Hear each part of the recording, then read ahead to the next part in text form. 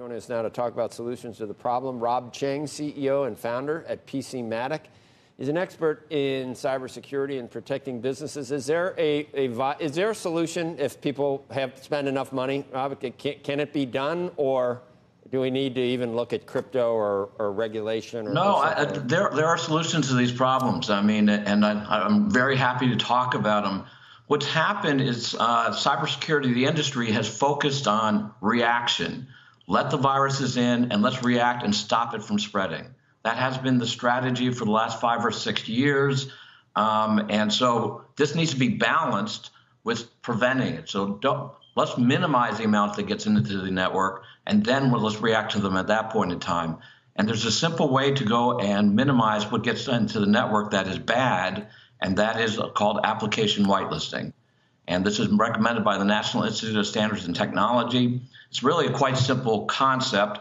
I mean, blacklisting is trying to keep track of everything that's known bad, and then whitelisting is everything that's known good. The reason why the viruses are entering the network is that they're neither. They're unknown. It's not confirmed to be good or bad. If it's not on a good list, then it won't enter the network.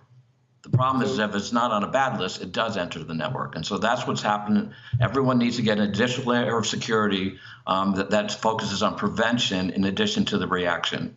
So it's really that simple. And this is where the federal government is going with the thing. And we just need to deploy this more rapidly throughout, the rest of the country.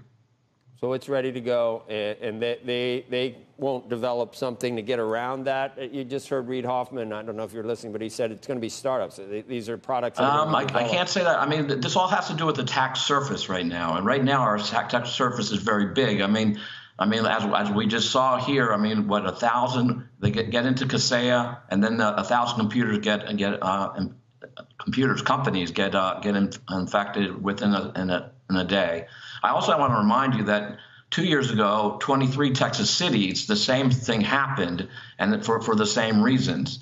Our response needs to be about application whitelisting and overall just a focus on prevention of the viruses as opposed to just reaction.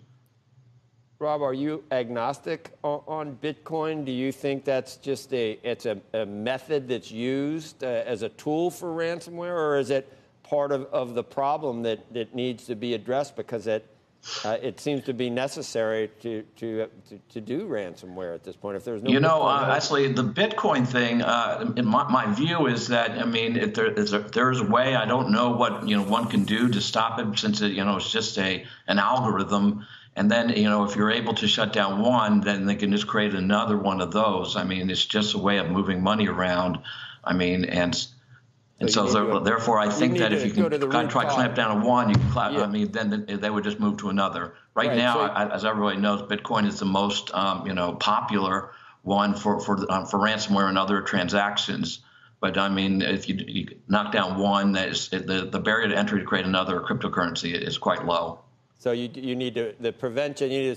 Everybody's got to spend the money and toughen up their systems with the tools that are currently available, and that'll fix application whitelisting. Application whitelisting. I mean, there are a variety of solutions on the marketplace. I mean, just start Googling that and then putting that into your stack, your security stack, in addition to all the other things you have there. And then that will reduce that will essentially let's say by a factor of 10. Reduce the chances that anyone gets hit with ransomware. If everybody did it, then that would be enough for it to go away. Let's not forget that ransomware is a business. I mean, we talk about nation states and things like that, but by and large, everything that we're seeing in the news and stuff, it all has to do with monetization of security holes. And so by using application whitelisting, you're closing those security holes. Shepard Smith here. Thanks for watching CNBC on YouTube.